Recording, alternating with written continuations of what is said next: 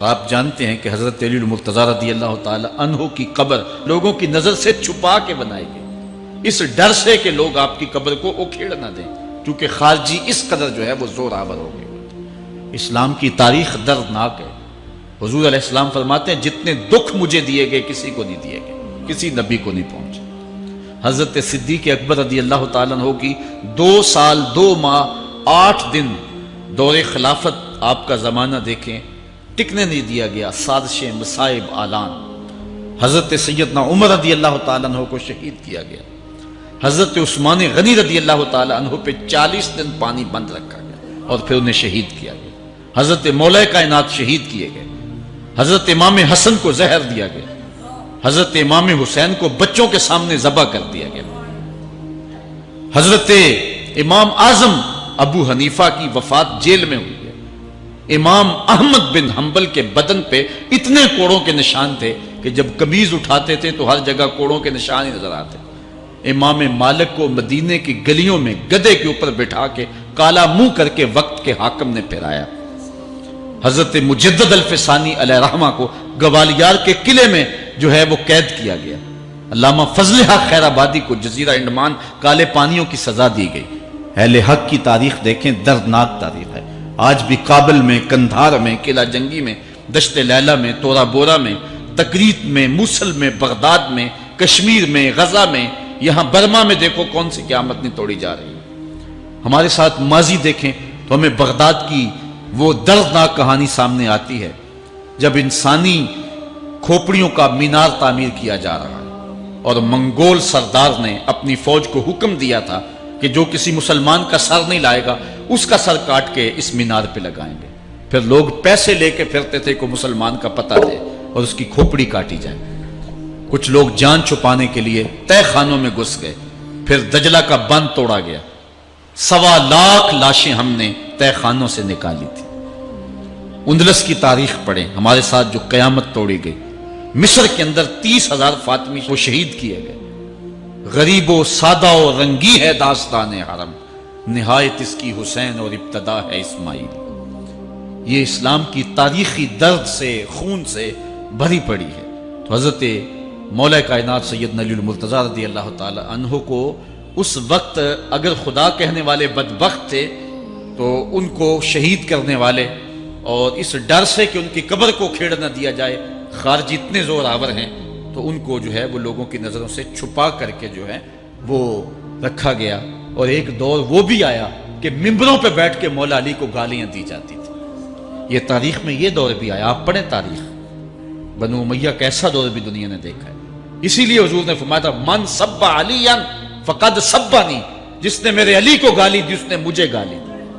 اور لوگوں نے ممبروں پہ بیٹھ کے باقاعدہ حکومت کی طرف سے یہ جو ہے وہ قانون تھا کہ تمہارا خطبہ مکمل نہیں ہوگا جب تک علی کو گالی نہیں دو گے۔ یہ لمحے بھی آئے جب اس دور میں دشمن علی موجود تھے، مبغضین موجود تھے اور افراط محبت میں رکھنے والے موجود تھے۔ تو یہ دور تو اسلام کا حضور کے دور سے 1400 سال پیچھے ہے، تو یہاں بغض رکھنے والے بھی موجود ہیں۔ اس عنوان کے ساتھ اگر عنوان چھیڑوں تو یہ لمبی گفتگو ہو جائے گی، یہ میرا موضوع نہیں ہے، لیکن اتنی بات میں کہوں گا، اللہ کا شکر ادا کرو، اللہ نے تجھے اہل بیت کے در کا بھی غلام بنایا ہے اور صحابہ کا بھی غلام بنایا ہے۔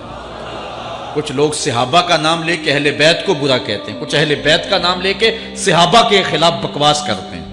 ہمارے بزرگ فرمایا کرتے تھے صحابہ نبی کے در والے ہیں، اہل بیت نبی کے گھر والے ہیں۔ ہم کہتے ہیں گھر والوں تجھے بھی ہمارا سلام، در والوں تجھے بھی ہمارا سلام۔ ہم در والوں کو بھی سلام کرتے ہیں، گھر والوں کو بھی سلام کرتے ہیں۔ کسی نے حضور خطیب الاسلام سے پوچھا تھا کہ حضرت عائشہ افضل ہیں یا حضرت فاطمہ افضل ہیں؟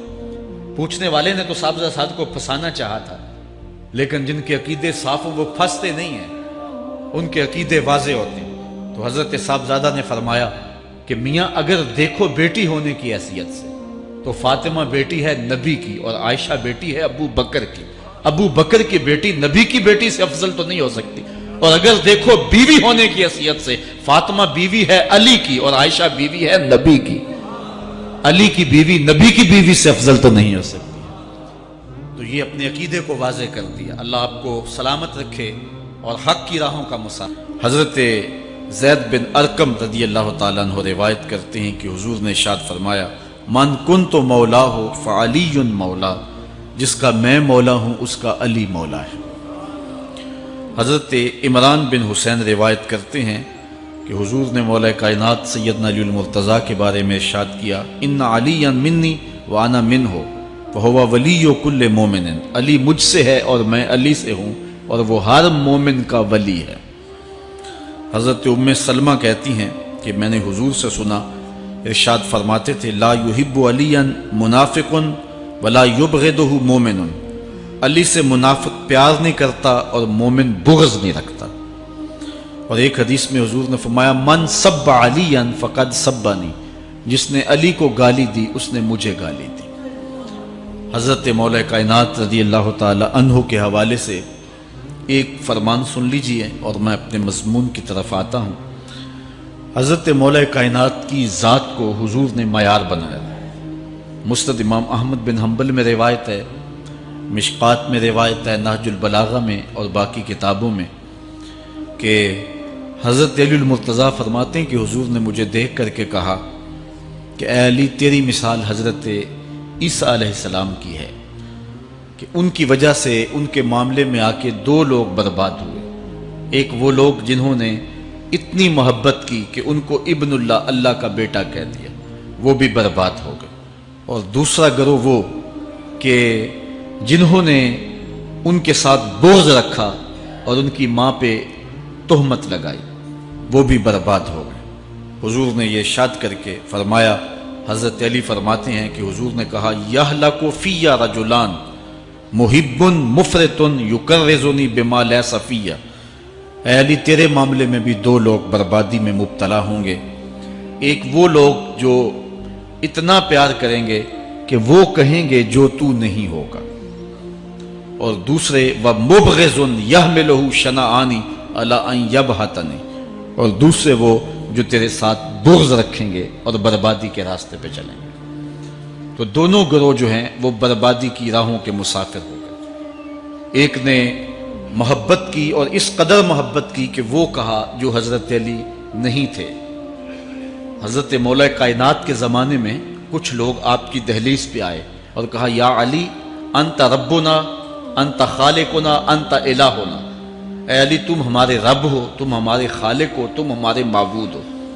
تو حضرت علی المرتضیٰ نے فرمایا کہ استغفر اللہ، اللہ تعالیٰ جل شانہ ہی خالق ہے اور وہی مالک ہے اور وہی معبود برحق ہے۔ انہوں نے پھر یہ بات کہی، تو جب تیسری مرتبہ کہا تو حضرت علی نے ان کی گردنیں کاٹ دی۔ تو یہ آج بھی لوگ موجود ہیں ہمارے ملک میں، ہمارے ضلع میں لوگ ہیں جو علی اللہ کا نعرہ لگاتے ہیں، اور یہ بدترین لوگ ہیں اور معاشرے کی تل چھٹ ہیں، اور یہ محبت میں گمراہ ہو گئے اور انہوں نے حضرت علی المرتضیٰ کو خدا اور الہ کہہ دیا۔ دوسرا طبقہ ہے جو حضرت علی المرتضیٰ کو الہ اور خدا تو نہیں کہتا، لیکن انہیں نبیوں سے افضل مانتا ہے۔ بلکہ شیخ محدث دہلوی علیہ رحمہ نے تحفہ اثنا عشریہ میں باقاعدہ اس قول کو بیان کر کے اس کی تردید کی ہے کہ جو ایک طبقے کا خیال ہے کہ حضرت جبرائیل علیہ السلام کو نبوت دینے میں غلطی لگ گئی تھی، وہ دینی تھی حضرت علی کو اور دے گئے حضور کو، تو آپ نے اس کا رد کیا ہے۔ ایک طبقہ نبیوں سے حضرت علی المرتضیٰ رضی اللہ تعالیٰ عنہ کو افضل مانتا ہے، اور یہ طبقہ بہت سارا پایا جاتا ہے۔ میں نے اپنے ان کانوں سے جو ہے یہ باتیں سنی ہوئی ہیں، اور آپ نے بھی سنی ہوئی ہوں گی کہ نبیوں سے حضرت مولا کائنات کو افضل مانتے ہیں، اور یہ بھی گمراہوں کا ٹولہ ہے۔ تیسرا طبقہ وہ ہے جو نبیوں سے افضل تو نہیں مانتا لیکن معصوم مانتا ہے، یہ گمان کرتا ہے کہ حضرت علی رضی اللہ تعالی عنہ بھی اس شان کے مالک ہیں جو معصومیت کی شان انبیاء علیہ السلام کو دی گئی۔ یہ 12 امام اور 14 معصوم کا لفظ آپ نے سنا ہوگا، ہمارے جاہل مولوی بھی بول دیتے ہیں بعض کا، معصوم صرف انبیاء کی ذوات ہے۔ اولیاء اہل بیت محفوظ ہیں، معصوم نہیں ہیں۔ معصوم صرف ذوات انبیاء ہیں، اور یہ انہی کا اعزاز ہے، ان کے علاوہ یہ اعزاز کسی اور کو حاصل نہیں ہو سکتا۔ چوتھا طبقہ وہ ہے کہ جو حضرت علی المرتضیٰ رضی اللہ تعالی عنہ کو حضرت ابو بکر و عمر رضی اللہ تعالی عنہما سے بھی افضل مانتا ہے۔ خود مولا کائنات نے فرمایا کہ جو لوگ مجھے شیخین سے افضل کہتے ہیں، میں ان کے اوپر وہ حد جاری کروں گا جو ایک جھوٹے پہ جاری ہوتی ہے۔ حضرت